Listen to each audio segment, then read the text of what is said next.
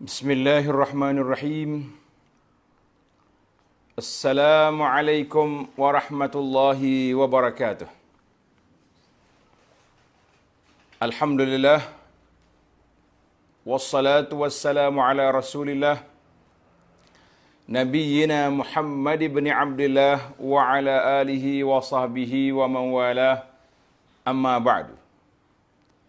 Yang dihormati Al-Fadil Pengarah Pusat Islam UTM, semua para imam, pegawai-pegawai Masjid UTM Kuala Lumpur, muslimin dan muslimat, para penonton, para jemaah sekalian, alhamdulillah kita syukur kepada Allah Azza wa Jalla kerana dengan limpah kurnia Allah kita dapat meneruskan kehidupan kita di atas dunia ini dengan tenang, tuma'ninah dan as-sakinah.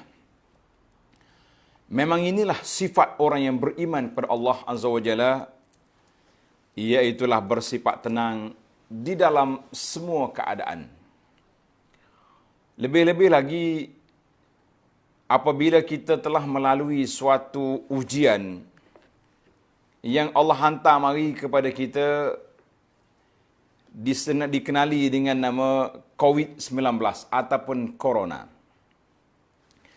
Maka corona ini telah mengubah perjalanan hidup manusia yang biasa sehingga dijadikan new normal ataupun gaya hidup, cara hidup yang baru yang mungkin kita belum pernah biasa sebelum daripada ini.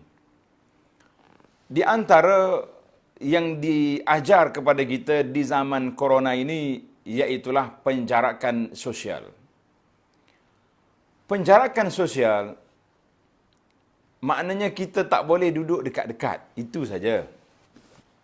Tetapi para jemaah sekalian, jangan pula sosial dijarakkan, tapi kita menjarakkan semua perkara. Tidak ada berlaku dalam sejarah di tempat kita ini, iaitu penjarakan sampai peringkat tak boleh pergi masjid. Contoh sudah ada, seperti berlakunya wabak denggi. Ramai juga orang yang sakit, ada yang meninggal, rahimahumullah. Tapi bila mari corona, berbeza suasana. Kita tak boleh keluar, tak boleh pergi sana sini, tak boleh, bahkan tak boleh pergi masjid. Itu yang berat, kan? Tak boleh pergi masjid, itu yang kita rasa berat. Maka para jemaah sekalian,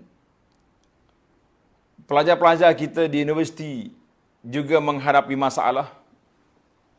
Ada yang terkurung di kampus, tak boleh balik kerana PKP telah dilakukan. Dan kita pun tidak sangka boleh jadi, sebab perisytiharan pertama di pertengahan bulan Mac 2020 dulu hanya seminggu ataupun 2 minggu saja. Kemudian lepas itu kita ingat bila mari Ramadan dah lepas. Rupa-rupanya berterusan sampai ke saat ini, semua bertukar daripada PKP, PKPB, PKPP.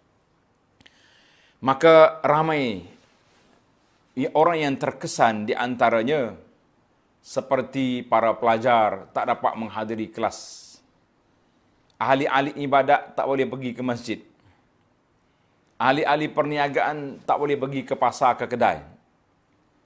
Ahli-ahli pembeli, Masya Allah, pandai pula dia. Dengan COD-nya, dengan post lajunya, dengan macam-macam cara mereka dapat. Kita mengatakan ini semua adalah merupakan ujian ataupun ibtila daripada Allah Azza wa Jalla nak menguji kita. Sebagaimana dalam awal surah Al-Mulk yang kita baca setiap malam, insya-Allah saya mengharapkan kita semua menjadi ahli yang setia dengan bacaan surah Al-Mulk pada waktu malam. Kenapa? Kerana dalam ayat di awal surah Al-Mulk Allah Ta'ala beri pada kita motivasi. A'udzubillahi minasyaitanirrajim. Tabarakalladzi biyadihil mulk wa huwa ala kulli syai'in qadir. Alladzi khalaqal mauta wal hayah liyabluwakum ayyukum ahsanu amala. Alladzi khalaqal maut wal hayah. Allah yang segala kuasa, segala dunia ini adalah milik Allah Azza wa Jalla. khalaqal mauta wal haya, Allah Ta'ala jadikan mati dengan hidup. Kata di para ulama tadabbur, kenapa Allah mula ayat ini al-maut, mati dulu, kemudian hidup? Kalau mengikut kita dulu, kita mendaftarkan CJ kelahiran dulu, kemudian baru CJ kematian, kan? Tapi Allah Ta'ala mula dalam ayat ini al-maut wal haya, mati hidup. Jawabnya, dari sudut perjalanan manusia, kita tak ada sebelum kita ada. Bermakna kita sudah mati di awalnya. Sekarang ini kita hidup. Tujuan apa hidup ini? Liyabluwakum ayyukum ahsanu amala. Allah kata, aku nak tengok siapa di kalangan kamu yang baik amalannya. Apa makna baik amalan? Para ulama tafsir, ulama tadabbur telah meletakkan akhlasuhum wa aswabuhum. Di antaranya Al-Syekh Al-Qadhi Iyad rahimahullahu ta'ala telah mengatakan ataupun Al-Fudail Ibnu Iyad rahimahullah, Al-Fudail Ibnu Iyad telah mengatakan akhlasuhum wa aswabuhum. Maknanya amalan yang terbaik itu amalan yang ikhlas dan amalan yang tepat mengikut apa yang diajar oleh Nabi sallallahu alaihi wasallam. Maka itu dia kata ahsanu amalan. Maka para penonton sekalian, para mu'an sekalian, tujuan Allah Ta'ala hidup, Allah Ta'ala nak uji. Kata para ulama, ad-dunia darul ibtila. Dunia ini dunia penuh dengan ujian. Maka bila kita sebut ujian, para jemaah sekalian, ujian itu datang kepada kita dalam dua dimensi. Satu dia panggil ujian dari sudut kesenangan. Kita yang diberi kesenangan oleh Allah Azza wa Jalla, sehat tubuh badan. Wa indahu qutu yaumihi, dan kita punya makanan pada hari ini alhamdulillah ada. Walaupun di saat kita PKP mungkin panik peringkat yang pertama, kedai tak buka, nak berjalan tak boleh, kita rasa macam terputus bekalan. Ada orang yang pergi panik, pergi beli sampai penuh kereta, penuh troli kan. Takut tak cukup makanan. Kita kata itu ujian. Cuma kita tak sedar kadang-kadang Allah uji kita dengan kesenangan yang menyebabkan kita lupa daratan. Kita lupa kepada tujuan asal. Dan satu lagi Allah uji kita dengan kesusahan. Sakit, tak sihat, hilang pekerjaan, terkurung di sana sini. Bahkan orang yang terkurung di rumah, mereka juga merasa tidak tenang. Kenapa? Sedangkan kita terkurung di rumah kita. Sepatutnya kita rasa lebih senang, lebih selesa. Sebab duduk dengan keluarga. Dan sudah tak jadi kebiasaan. Sehingga dikatakan menurunnya peratus orang yang bunuh diri di negara tertentu. Saya tak nak sebut nama negara. Tuan-tuan boleh kesan. Di manakah negara teknologinya tinggi tapi orang bunuh dirinya banyak. Ramai. Katanya kurang peratus membunuh diri sebab mereka menjiwai duduk di rumah dengan family, dengan keluarga. Dia rasa, ini sebenarnya, ini keluarga. Kita hari ini pula ada sebahagian kita yang selalu makan di kedai kopi, duduk buah-buah dengan kawan. Bila dikurung di rumah, dia jadi stres. Sehingga ada sahabat-sahabat kita bahagian perubatan beritahu, dia kata, Ustaz, banyak kes kes stres dirujuk kepada kami sebab kes PKP. Maka, para jemaah sekalian, sebagai seorang mukmin, tuan-tuan tanda sebuah hadis yang diriwayat oleh Sayyidina Suhaib Ar-Rumi bin Sinan Ar-Rumi radhiyallahu anhu, sabda Nabi sallallahu alaihi wasallam, ajaban li amril mukmin. Nabi sallallahu beritahu, ajaban li amril mukmin, pelik urusan orang mukmin. Apa yang pelik? Inna amrahu kullahu khair. Semua urusan dia baik belaka. Semua urusan dia baik. Walaysa zaka li ahadin illa lil mu'min. Nabi sallallahu beritahu, tidak ada kelebihan ini kecuali bagi orang yang benar-benar beriman. Bermakna orang yang beriman, orang yang tak boleh keluar daripada mulut dia, stres, serabut, sakit jiwa, tak tahu benda nak buat. Orang yang beriman, dia ada agenda yang tersendiri yang perlu kita susun. InsyaAllah dalam tazkirah ringkas ni, anak akan sebut beberapa tip bagaimana meraih ketenangan, bagaimana untuk kita menguatkan jiwa kita di saat menghadapi suasana-suasana seperti ini. Kata Nabi SAW, in asabathu sarra'a syakar. Andainya orang beriman itu mendapat kesenangan, mendapat nikmat, mendapat kedudukan, kemuliaan, rezeki, apa saja yang kita dapat, syakar, maka dia bersyukur pada Allah Azza wa Jalla. Bagaimana cara kita bersyukur? Para jemaah sekalian, syukur yang pertama sekali kita kena syukur dengan lidah. Dalam hadis Nabi SAW sebut, siapa dia makan satu makanan, atau dia minum satu minuman, hendaklah dia puji Allah Ta'ala, faliyahmadillah, dia kata Alhamdulillah, itu tanda kita bersyukur dari sudut ucapan kita. Syukur yang seterusnya, iaitulah syukur dengan tindakan kita. Bagaimana tindakan kita?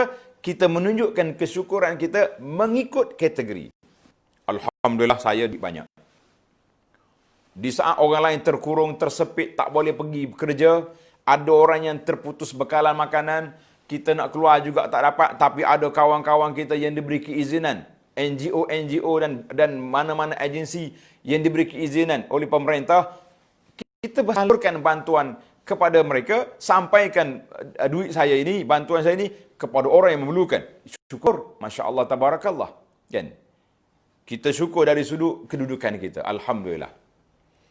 Bahkan pelajar-pelajar mari bisik dia kata, Ustaz, kalau Ustaz yang murah-murah bagi markah, itu syukur juga. Kita kata, Masya Allah, Tabarakallah. Ustaz semuanya pemurah. Kalau pelajar ni ta'at setia, hadir kelas tak ponteng-ponteng, InsyaAllah kami pensyarah ni orang panggil orang baik-baik lah. Orang yang mudah syukur pada orang. Ingat baik. Artinya asyukru. Syukur itu mengikut keadaan, mengikut kategori, mengikut segala perkara. Baik. Ingat ke tidak? Waktu ni waktu duha. Nabi SAW sebut dalam hadis, kullu sulama min ibni Adam sarakah. Setiap sendi-sendi kita ni patutnya kita bagi sedekah.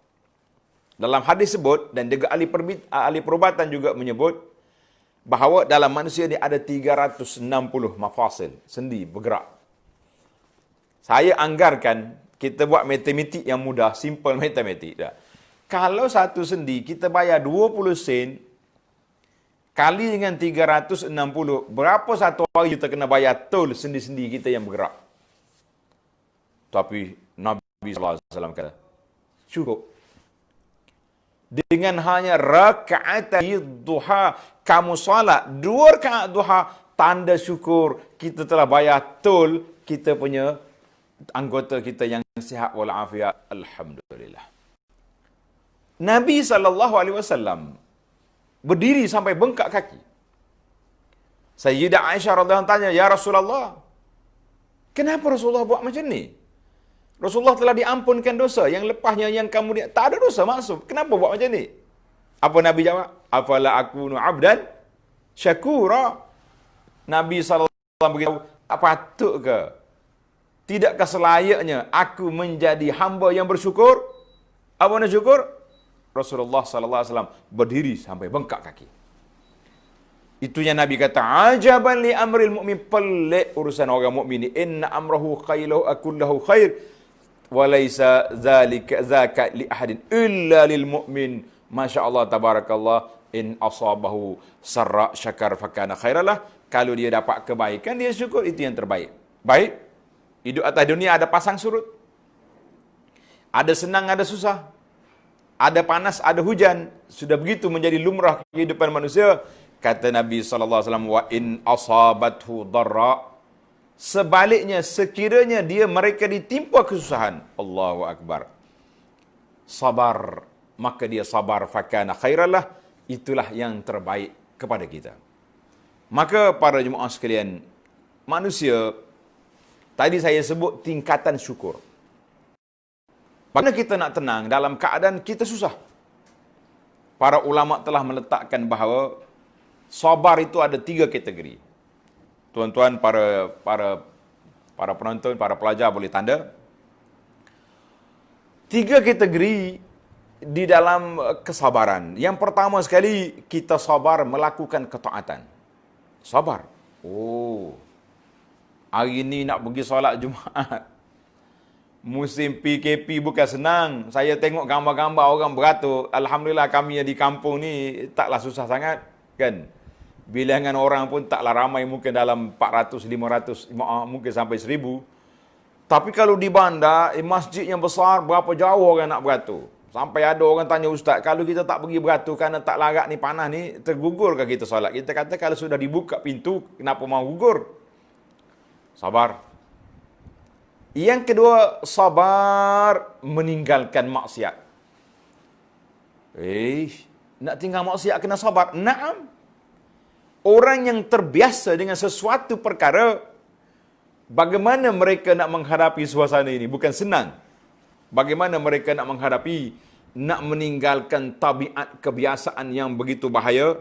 Maka kita mengatakan itu juga satu perkara yang perlu dimuhasabah. Sabar di dalam meninggalkan maksiat. Saya selalu sebut, biasanya kalau ada penonton, kita tanya, tuan-tuan, apakah sabar meninggalkan maksiat? Apakah contoh yang tuan-tuan rasa sukar? Apa dia? Biasa dia orang sambil senyum-senyum, dia jawab, Ustaz, kami ni solat, Alhamdulillah tak tinggal. Umrah sudah pergi. Haji sudah ditunaikan, tapi ada satu lagi maksiat yang suka nak tinggal. Saya kata apa? Bisik-bisik lah. Dia kata meninggalkan tabiat merokok. Allahu Akbar. Tuan-tuan, kerana itu kita nak tinggal tabiat merokok, bukan satu benda yang mudah, maka kita mengatakan perlu kepada kesabaran, perlu kepada mujahadah, barulah hati kita tenang. Maka yang ketiga, dia panggil sabar menerima takdir Allah Azza wa Jalla. Kita tak tahu. Kadang-kadang kita berusaha untuk jadi baik. Berusaha untuk selamatkan diri kita. Sebelum PKP baru ni, kita dah buat rancangan, macam-macam perancangan. Nak pergi sana, nak pergi travel, nak pergi umrah. Tahun ni, kita dah rancang nak pergi haji. Sudah 3 tahun ikut kursus haji. Tiba-tiba, pihak pemerintah, Menteri Agama, Kerajaan Arab Saudi mengisytiharkan juga bahawa tahun ini haji dihadkan bilangan, maka Kerajaan Malaysia mengisytiharkan tidak hantar jemaah haji. Sedih kita. Itu yang dikatakan takdir Allah Azza wa Jalla. Tapi kita kena ingat para jemaah sekalian, inna ma'al usri yusra. Maka kesimpulan kita, sabar itu ketika menerima, melakukan ketaatan, sabar meninggalkan maksiat, dan sabar menghadapi takdir yang telah ditetapkan oleh Allah Azza wa Jalla, maka kita mengatakan itu sabar. Muslimin dan muslimat, para penonton sekalian, kita kata Alhamdulillah, manusia ni walau macam mana pun kita akan lalui hari-hari yang kita entah apa akan jadi. Yang pentingnya kita berusaha berdoa kepada Allah Azza wa Jalla siang dan malam. Rabbana atina fid dunya hasanah wa fil akhirati hasanah wa qina azabannar. Kita nak atas dunia tenang, atas dunia aman, tetapi keamanan, ketenangan itu ada kalanya diuji oleh Allah Ta'ala dengan ujian-ujian yang insya Allah kita dapat menghadapinya supaya kita akan tenang, insya Allah. Maka bagaimanakah tip untuk menerima ketenangan itu? Sebagaimana yang telah digariskan oleh para ulama kita, insya Allah saya cuba bawa beberapa tip yang ringkas. Mudah-mudahan ada panduan untuk kita menghilangkan, mencari ketenangan di saat ujian, insya-Allah. Saudara-saudari muslimin dan muslimat, tak kiralah kita sama ada kita bertaraf guru, pensyarah, dan pekerja-pekerja biasa, pegawai-pegawai. Kita ni kadang-kadang, kata orang Arab, ma kullu ma yashtahil insan yudrikuhu tajri riyah bima la tastahis safinu. Bukan semua yang kita nak jadi. Ada kalanya angin bertiup membawa bahtera lari daripada landasan yang telah digariskan oleh kapten, oleh kapal. Kapal nak pergi kot ni, angin tolak kot ni. Itu terjadi. Demikian juga dengan kita. Kadang-kadang kita merancang itu, ini. Cuti PKP datang, menyekat pergerakan kita. Bahkan kita mengharapkan hujung tahun nanti banyak cuti-cuti lain yang kita ada. Tiba-tiba mari pula jadual lain. Kita mengatakan kita terimalah takdir Allah Azza wa Jalla dengan tenang. Jangan stres dan jangan menghamburkan kata-kata tak baik di Facebook yang menunjukkan bahawa kita ni nampak macam tidak menerima keadaan. Kalau ada nak buat rayuan, nak minta apa-apa, kita guna saluran-saluran yang lebih lunak, insya-Allah. Baiklah para jemaah sekalian. Kita pergi kepada min asbab at-tuma'ninah. Sebab-sebab yang boleh menyebabkan kita mendapat ketenangan di saat ditimpa ujian. Tak kiralah ujian dalam agama, ujian dalam kehidupan, ujian dalam keekonomi, ujian kekeluargaan, ujian juga dari sudut keamanan dan sebagainya. Kita mengatakan yang pertama sekali, a'zamuha atharan, yang tinggi darjat dia, yang memberi kesan yang besar dalam jiwa manusia. Yang pertama, al-imanu billahi ta'ala war-ridha bihi. Kita beriman kepada Allah Ta'ala dan kita reda kepada ketetapan Allah sebagai mudabbiran wali abdihi, yang mentadbir, yang menyusun atur perjalanan hamba-hamba dia. Memang tidak dinafikan, ketika datangnya ujian ini, kita rasa macam-macam. Nak pergi masjid, tersekat. Ana duk fikir, bila masjid dibuka, Allahu Akbar, kita akan nampak orang serbu masjid seolah-olah macam hari Jumaat pada hari subuh yang pertama dilepaskan, diberi kebenaran solat di masjid. Rupanya tidak seperti yang diharapkan. Tajri riyah, angin bertiup tidak seperti yang dirancang oleh kelasi kapal untuk berlayar ke sana sini. Itulah. Maka yang pertama sekali kita letak untuk meraih ketenangan dalam jiwa kita, iaitulah redha dengan ketetapan Allah Azza wa Jalla, setelah kita mengambil ittikhazul asbab, mengambil sebab-sebab yang menyelamatkan kita, yang boleh memberi ketenangan kepada kita. Kerana itu, apabila pihak pemerintah kerajaan mengisytiharkan PKP, kurungan dalam rumah, walaupun tidak lockdown sebagaimana setengah-setengah negara langsung tak boleh keluar, tapi kalau kita tidak balik kepada takdir Allah Azza wa Jalla, kita akan stres. Saya dah rancang, saya dah buat itu ini, saya dah macam-macam saya. Kalau kita teringat yang tu, kita akan down. Tapi kalau kita kembali kepada redha biqada'illahi wa qadarihi, kita akan tenang. Nabi kita sallallahu alaihi wasallam ajar, apabila kita ditimpa suatu perkara yang tak baik, kita kata qadarullah atau qadarallah wa ma syaa fa'al. Allah Ta'ala tetapkan, takdirkan satu benda, wa ma syaa fa'al, apa yang Allah nak itu yang terjadi, bukan yang kita nak. Maka insya-Allah kita akan tenang. Kata Nabi sallallahu dalam hadis yang dikeluar oleh Imam Bukhari, zaqal iman radiya billahi rabba wa bil islami dina wa bi Muhammadin sallallahu alaihi wasallam nabiyya. Kita akan merasa kemanisan iman kita itu sesiapa yang redha Allah Ta'ala sebagai Tuhan, Islam sebagai agama, dan Nabi kita Muhammad sallallahu alaihi wasallam sebagai Nabi. Hadis ini dalam Bukhari. Kata di ulama Abdul Wahid bin Zaid, seorang ulama salaf, dia kata ar-ridha babullahil a'zam. Redha itu adalah merupakan pintu rahmat Allah Ta'ala yang besar, wa jannatud dunya, merupakan syurga dalam dunia ini. Berapa ramai kita tengok orang tenang walaupun dia diuji. Kenapa? Alhamdulillah ala kulli hal. Kita tahu dia sakit, dia dijimpa ujian, tapi alhamdulillah ala kulli hal. Alhamdulillah, masya-Allah, tabarakallah. Tak ada keluar daripada mulut dia sumpah seranah, maki sana sini. Kalau zaman kita ini, kita tak akan tengok dia tulis di Facebook, celaka tu celaka ni, mana pula. Wa mustarahul abidin, dan menjadi kerehatan orang ahli ibadat. Mereka kata, banyak sekali kalau kita baca dalam secara orang-orang yang hebat, mereka menerima ujian dengan tenang, duduklah di mana saja pun mereka tenang. Alhamdulillah. Sebab yang kedua, tafwidul amri lillah wa yaqinul abd. Kita serahlah urusan kita ni kepada Allah setelah kita berusaha, berikhtiar untuk mendapat yang terbaik. Kita mengatakan al khairu makhtarahullah, yang terbaik itu apa yang Allah pilih. Para jemaah sekalian, kita ni banyak usaha kita, rancangan kita. Macam-macam kita buat. Kadang-kadang ibu bapa yang bersungguh, dok, daripada kecil merancang anak dia akan jadi al-hafiz contohnya. Anak aku ni besar akan jadi engineer, akan jadi pilot, jadi doktor, macam-macam. Daripada anak duduk di sekolah rendah, sudah dipilih universiti mana yang nak. Bagi engineer, sudah tentu UTM menjadi pilihan. Ya. Bagi orang yang nak jadi ustaz, akan pilih universiti-universiti yang hebat, universiti di dalam negara atau luar negara. Tiba-tiba usaha kita tidak dapat. Yang kita nak tak dapat. Anak kita sudah cukup mekanisme, sudah cukup alat. Tapi dapat di tempat yang kita tidak rancang. Kita mengatakan al-khairu makhtarahullah. Yang terbaik itu apa yang Allah Ta'ala pilih. Ba'da badlil asbab. Dengan syarat kita ada usaha. Tapi kalau tak usaha, kenapa miskin? Allah Ta'ala pilih macam ni. Kerjanya tidak, tak jadi. Pelajar-pelajar, kenapa dapat C?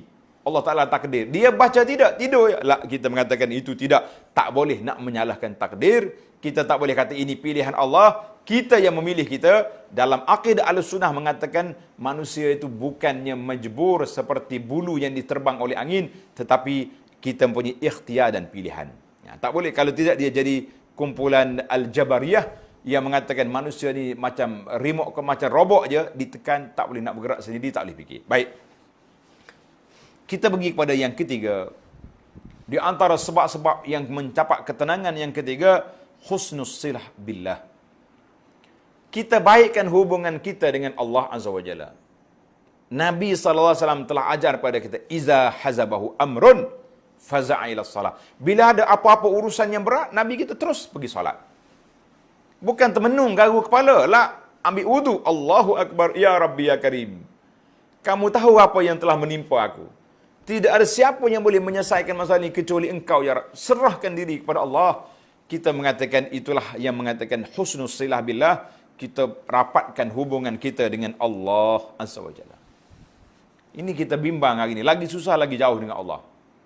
NGO-NGO yang pergi beri bantuan kepada kumpulan yang tertentu, sasaran yang tertentu. Dia kata, Ustaz, sedih kami tengok. Susah dunia. Kita bimbang mereka lagi susah di akhirat. Susah dunia, duduk dalam kotak, dalam rumah kotak, rumah yang dibuat yang sempit. Tapi mereka juga susah. Solatnya tidak.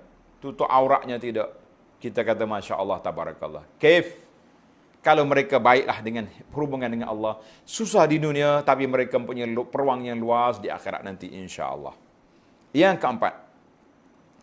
Al-istish'ar. Kita mesti, seorang mukmin menjiwai, meyakini bahawa setiap ujian itu akan hilang dalam masa yang terdekat. Kenapa? Allah Ta'ala ulang 2 kali dalam Al-Quran surah Al-Insyirah, fa inna ma'al usri yusra. Susah itu akan diikuti dengan senang. Inna ma'al usri yusra. Susah itu akan diikuti dengan kesenangan. Maka ini satu bisyarah azimah. Suatu khabar gembira, motivasi besar bagi jiwa kita, iaitu bahawa setiap yang susah itu akan diikuti dengan kesenangan, insya-Allah. Sebab itulah kita beri harapan. Kerajaan pun letak 2 minggu, 2 minggu, 2 minggu. Dengan mengharapkan COVID ini akan hilang, tapi bersambung lagi. Akhir sekali terpaksa SOP untuk menyelesaikan masalah. Dengan SOP ini kita berjalan, insya-Allah mudah sampai kepada penghujungnya COVID ini dalam masa yang terdekat. Yang kelima, untuk memulihkan ketenangan kita, menghilangkan stres, zikrullah. Naklah kita banyak berzikir pada Allah Azza wa Jalla dan membaca Al-Quran. Allah Ta'ala sebut dalam Quran, ala bizikrillahi tatmainul qulub. Ingatlah dengan berzikir, hati kamu akan tenang. Hati kamu akan tenang. Maka di antara zikir yang tuan-tuan dan puan-puan jangan lupa, iaitulah zikir pada waktu pagi yang kita panggil al-ma'surat, zikir waktu petang, zikir selepas salat, zikir ketika nak tidur. Kata di para ulama, zikir pagi dengan petang ini seperti dianggap seperti perisai baju besi yang akan menyelamatkan seorang daripada api neraka dan juga gangguan-gangguan makhluk di atas dunia ini, insya-Allah. Masya-Allah, tabarakallah. Yang keenam, kita juga kena belajar ilmu, tingkatkan ilmu kita tentang takwa, tentang tawakal, tentang redha, sebab ilmu ini akan memberi ketenangan kepada kita, insya-Allah. Kalau tidak, kita reka sendiri kita punya kepahaman, akhir sekali kita jadi manusia stres, manusia yang hilang pedoman, mungkin akan bunuh diri ataupun membawa diri dan sebagainya. Yang ke-8, adaul huquq wal wajibat. Di antara ketenangan jiwa kita ni, kita tunaikan hak-hak yang ditanggungjawab atas kita. Yang pertama sekali, kita kena tunai hak Allah, huququllah, hak Allah Ta'ala, solatnya, puasanya dan lain-lain. Kemudian jangan lupa hak kaum kerabat. Oh ya, dia kata PKP tak boleh ziarah. Saya kata, kalau tak boleh ziarah, tuan-tuan boleh tengok dalam satu khutbah yang saya kata, Corona telah mengubah dalam berjalan kita ini dalam banyak perkara. Di antaranya kita tak boleh ziarah secara fizikal, tapi kita boleh telefon, kita boleh tanya khabar, kita boleh video call, macam-macam alat kita ada mana perhubungan. Dan jangan lupa menunaikan hak manusia yang lain. Kalau kita ada hutang, kita ada tanggungjawab lain, kita tunaikan, barulah kita tenang. Yang ke-8, al-ihsanu ilan nas. Hendaklah kita sentiasa buat baik pada manusia. Kata orang, siapa dia buat baik pada orang, insya-Allah orang juga akan buat baik pada kita.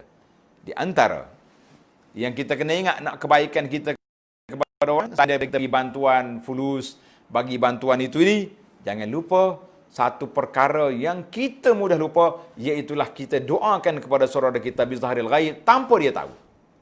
Kita duduk diam-diam, kita ingat, sahabat aku sakit, tengok dalam grup, Allahu Akbar, isfi anta syafi, doa terus. Kita dengar sahabat kita dah meninggal, Allahumma ufir lahu. Kita dengar apa saja. Kalau kita tengok dengar sahabat kita dapat nikmat, kita kata, ya Allah berkatilah nikmat yang kau beri pada sahabat.